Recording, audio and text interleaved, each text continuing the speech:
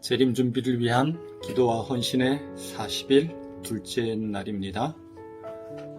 우리가 말씀과 기도 그리고 헌신의 하루를 산다는 것은 굉장한 특권이고 은혜라고 생각합니다.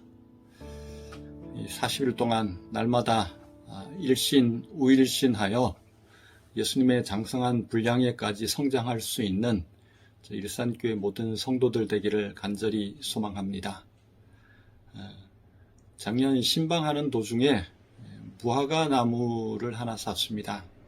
근데 살 때 무화과 열매가 굉장히 많이 열렸습니다. 그래서 잔뜩 기대를 했습니다. 그런데 결국 한 개도 수확하지 못했습니다. 그래서 올해는 열매가 너무 많이 맺히면 나무가 작기 때문에 한 3개 정도만 남겨놓고 다 젓과를 해버리기로 작정을 했습니다.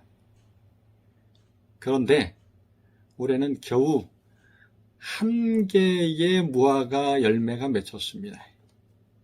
그런데 그 1개의 무화과지만 얼마나 크게 성장하고 있는지 모르겠습니다. 그래서 올해는 1개의 무화과 열매일지라도 수확할 수 있다면 참 감사한 일이라고 그렇게 생각하고 있습니다. 그리스도인 이 재림 성도의 삶이라는 것은 열매를 맺어야만 하는 것입니다. 시편 127편 3절에 자식은 여호와의 주신 기업이요 태의 열매는 그의 상급이로다 그렇게 말씀하고 있는데 사람들은 이것을 생물학적으로만 이해하는 경향이 있습니다.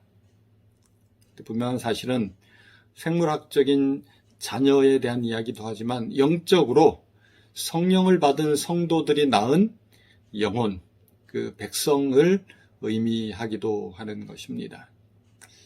마태복음 21장 43절에는 하나님의 나라를 너희는 빼앗기고 열매 맺는 백성이 받으리라 그렇게 말씀하셨습니다.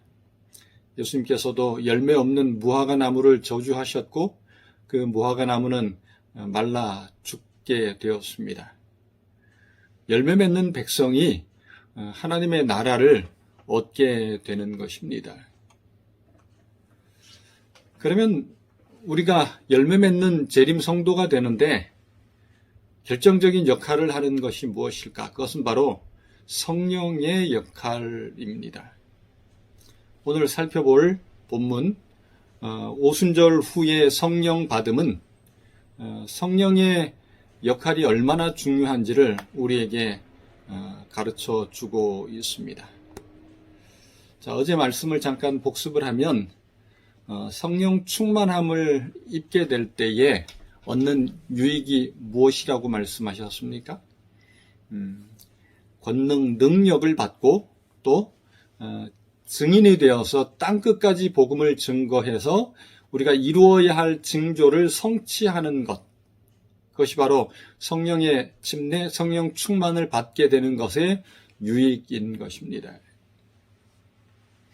사도행전 1장 4절과 5절에서 예수님께서는 성령의 부어주심, 성령의 침례를 기다리라고 분부하셨습니다. 왜 그렇게 말씀하셨을까요?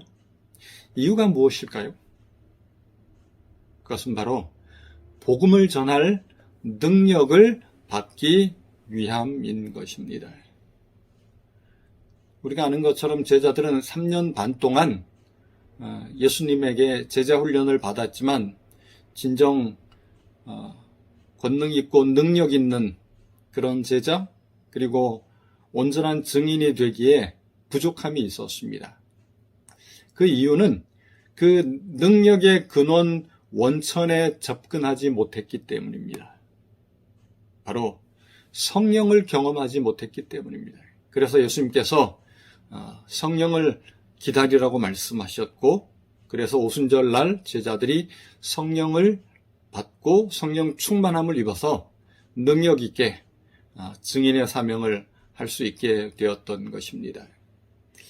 성령의 침례를 받으라. 이 말씀은 성령께서 우리 가운데 역사하지 않고는 우리가 권능을 받고 증인이 되는 것이 거의 불가능하다는 사실을 이야기해 주고 있는 것입니다. 예수님께서 말씀하신 그 약속 성령 강림은 오순절에 성취되었습니다. 사도행전 2장 1절로부터 4절에 오순절 날이 이미 이름에 저희가 다 한 곳에 모였더니 호련히 하늘로부터 급하고 강한 바람 같은 소리가 있어 저희 앉은 온 집에 가득하며 불의 혀같이 갈라지는 것이 저희에게 보여 각 사람 위에 임하여 있더니 저희가 다 성령의 충만함을 받고 성령이 말하게 하심을 따라 다른 방언으로 말하기를 시작하니라. 이렇게 기록하고 있습니다. 초대교회 오순절에 제자들과 성도들은 성령의 침례를 받았습니다. 그런데 이것이 그들만을 위한 것은 아닌 것입니다. 오순절 이후 모든 그리스도인들을 위한 것이며 지금도 여전히 진행 중이고 예수님 재림 직전까지 늦은 비 성령을 위한 그 모든 일들을 성취하는 그 모든 과정인 것입니다. 그 시작인 것입니다.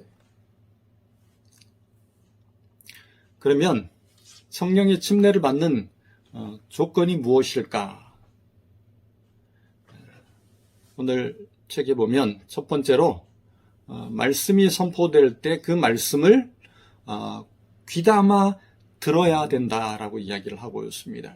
사도행전 10장 44절에 베드로가 말할 때에 성령이 말씀 듣는 모든 사람에게 내려오시니 그냥 들리는 것이 아니라 집중해서 듣는 것을 말하고 있는 것입니다.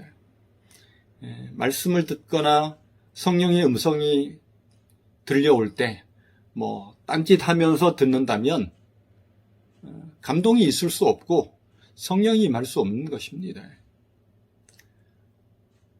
예배에 참석할 때 교회에 참석해서도 그러하지만 더욱 요즘 가정에서 예배를 드린다면 정말 집중해야 할 것이고 오늘 우리에게 간절한 마음이 필요한 것입니다. 사도행전 17장 11절에 베레아 사람들은 데살로니가에 있는 사람들보다 더 신사적이어서 간절한 마음으로 말씀을 받고 이것이 그러한가 하여 날마다 상고하였다고 기록하고 있는 것입니다. 하나님 날 예수님의 재림이 임하기를 바라고 간절히 사모하는 사람만이 맞이할 수 있는 것처럼 말씀에 집중할 때 성령이 우리에게 임재할 수 있는 것입니다. 두 번째는 안수 기도를 할 때 성령이 임재했다고 기록하고 있습니다. 사도행전 8장 17절에 이에 두 사도가 저희에게 안수함에 성령을 받은지라. 안수기도 없이도 성령 충만함을 경험할 수 있지만 성령의 침례를 받은 사람이 성령의 임재를 간절히 사모하는 사람에게 안수기도 했을 때 성령이 역사했다. 그렇게 말씀하고 있습니다. 엘렌 G. 화이트는 성령 침례의 중요성에 관해서 리뷰 앤 헤랄드지에 이렇게 기록하고 있습니다. 무엇보다 우리에게 필요한 것은 성령의 침례이다. 성령의 침례 없이 세상에 나가는 것은 주님이 십자가에 달리신 직후 제자들이 세상에 나가는 것보다 더 적절치 않다. 오순절 성령 강림 없이 제자들이 세상에 나가는 것에 비유하는 것입니다. 다시 말하면 지금 우리에게 성령의 침례가 정말 꼭 필요하다는 사실을 엘렌 화이트는 강조하고 있는 것입니다. 기독교 역사의 시작 그 오순절에 제자들이 성령 충만함을 경험했다면 지금 세상의 역사를 마쳐야 하는 재림 성도들이 성령 충만한 경험을 한다면 그것은 바로 늦은 비 성령으로 연결될 것입니다. 2000년 전 마가의 다락방에 모인 성도들과 같은 간절한 마음을 가지고 성령을 간구한다면 우리도 동일한 성령 충만을 경험하게 될 것입니다. 재림 준비를 위한 기도와 헌신의 40일 이 기간 동안